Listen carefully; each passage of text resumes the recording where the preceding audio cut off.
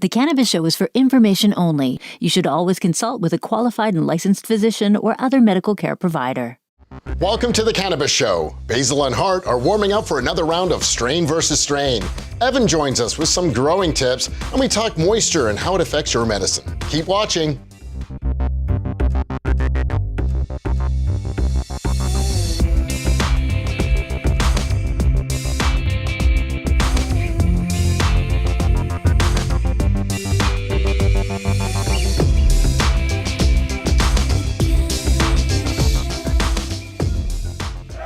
Player 1, Player 2, fight.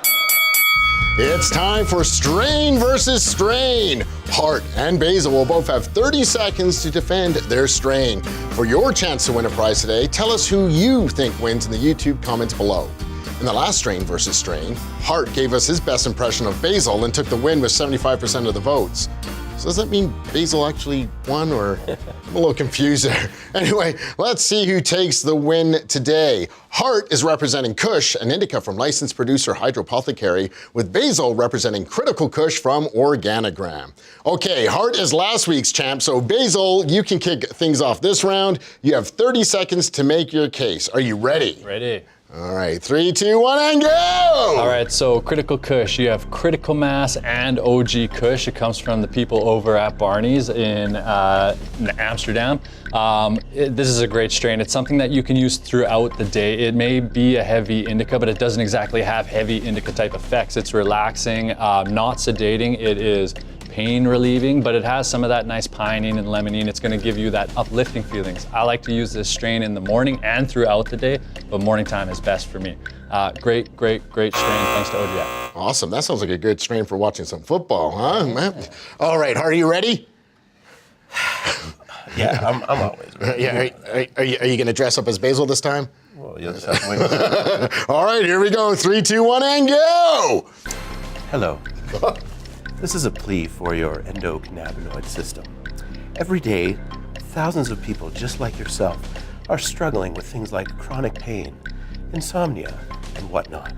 I'm here to tell you, you don't have to struggle anymore. For example, for just $9 a gram, you can buy something called Kush from the Hydropothecary that will immediately relieve things like stress and pain. But anyway, won't you help you save your endocannabinoid system? So was that Basil as well? No? That was awesome. Good job, both of you. All right, so this is going to be a close one, I feel. For those of you watching at home, who do you think won? Tell us in the comments below, and we'll announce the winning strain in an upcoming show. We'll also choose a winning YouTube comment at random to win a prize.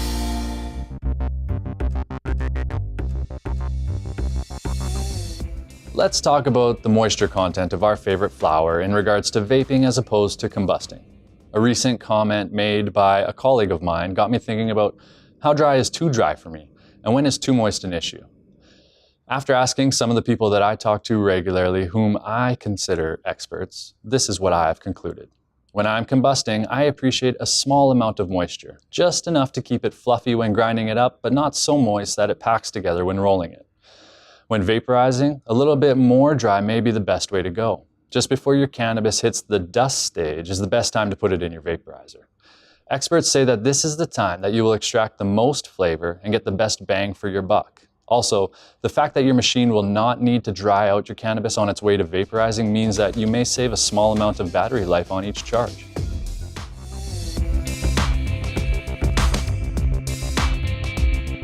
Hello and welcome to Growing Tips. We have Evan and myself, I'm Chris, and today we are talking about renewals and amendments. And really, first off, what's the difference between a renewal and an amendment? Well, once you have applied for your home growing license from Health Canada, you'll get a big green document in the mail and it'll have an expiry date on it. You want to make sure you apply for your new license before that expires. It can take 2 to 3 months for that to come back, so you want to make sure you get it in early. An amendment would be if there was some sort of change to your prescription, like if your name changed or if the amount changed. Or what about even a change of address? If you've got someone else growing for it, because you can do that too. Yeah, so it would also be a change of address. Now, this is all the same documents that you have to fill out. It's the same paperwork you filled out with your original application, but with a renewal, there's a little check at the top that says renewal, and then for amendments, there's another check that you'll have to check and also provide what the change is. Now, I overheard someone saying once, when it comes to renewals, you got to be really careful, first off, because sometimes a license could be for a year, but it can be as low as 3 months, correct? Yeah, definitely. Your growing license is based off of the document that your doctor provided to Health Canada. So a year is very common, but they can be shorter than that. So make sure that you apply for your renewal before it expires. Yeah, so it's like maybe in 3 months, because you got to give it 3 months. The other thing I did overhear once was that if you are doing a renewal, sometimes on the outside of the envelope, actually write renewal on there so the government knows. Definitely. They can look into it right away. We're staying up to date with all the requirements of Health Canada, so we will make sure that everything gets sent away properly. But yeah, if it's a renewal, they usually write that across the front of the envelope, but we'll definitely make sure that everything is done properly here at NHS. Now, when Evan says that we do actually help you out for a small fee, and you can check out all the information on our website, naturalhealthservices.ca. You may have heard that while cannabis flower and oil may well be legal by next summer, the legalization of edibles will not be immediate. Health Canada plans to get everything moving in the right direction with oil and bud first. This means that any purchase of edibles would more than likely still be black market and illegal. So all the more reason why you may want to learn about making your own topicals, edibles, and tinctures, to name a few. Tinctures. Right. What are those again? Essentially, they are cannabis-infused alcohol. Tinctures were the preferred method of ingestion prior to prohibition. A couple bonuses about tinctures: when made and stored properly, they can last indefinitely. And they have less calories than baking, and they're easily titrated or measured for dosing. And you can add them to anything you're eating or drinking. You'll need to grind and decarb your flour first. That's the 240 degrees for about 40 minutes thing. Then mix it with a high-proof alcohol. Some say infuse the alcohol in a tight jar for a couple weeks, shaking it once a day, and then filter it. Start with a low dose and note the effects. If you'd rather not wait weeks, you can add heat once the elements are in a tight jar. Use a non-flame heat under 170 degrees Fahrenheit. Or you can use your magical butter machine and cold extraction for cannabis tincture, or any other helpful tincture like ginger or licorice tinctures. Yum.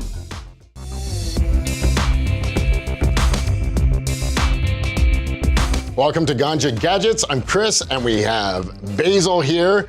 And really, today's gadget, it's not really a gadget at all, unless you're going to smoke it, but we don't, really we don't condone that. No. Don't condone that at all. So I do want to talk about the starter kits again, sure. as I have, but the thing I want to focus on today is this journal right here. So that's the gadget we're going to be talking about. That's right, yeah.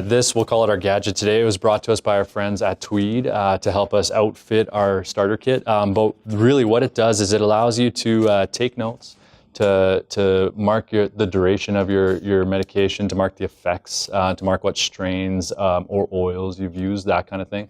And it's really helpful. It's a really great thing to use. It's going to help you, start to figure out what strains you should be going after, indicas, sativas, that kind of thing. Yeah, and especially with CBD, when you don't get any of that, any of the senses in your brain, That's right. But it's more of a body, and does it help relieve the symptoms that you're going for and such? But and really, how do you use it? Can we kind of open up the pages there? Yeah, so it's something that's gonna show you the type of product that you're using. It's going to show you, it's going to ask you to put in the time of day, what kind of effects you had, the amounts of the product that you're using, the duration of the effects, and then a good amount of area for you to label what types of effects that strain is giving you. So really, just a quick example, if you're using like a flower, like an indica to help you sleep at night, but you're waking up at 2 a.m., maybe you're going to start using some indica oils or something for a longer lasting effect, but keep record of that as well. That's right, or you're going to choose another strain and you're going to know a couple months down the road that you've already tried that strain and you don't need to go back to that one. Ah, right. So it's like a memory bank too, in a way. That's right. Now that all comes part of this starter kit. Maybe just quickly go over that. Yeah, you're still going to get your vaporizer, your cleaning kit, your smoke buddy, your terpene sample, the metal grinder. We've got some hydration solution for you here. And a couple cool stickers. Awesome. And if you want to get one of those, you just come on down to Natural Health Services, That's the right. Education Center, and we can hook you up. That's right. Awesome. Thanks, Basil. Thank you.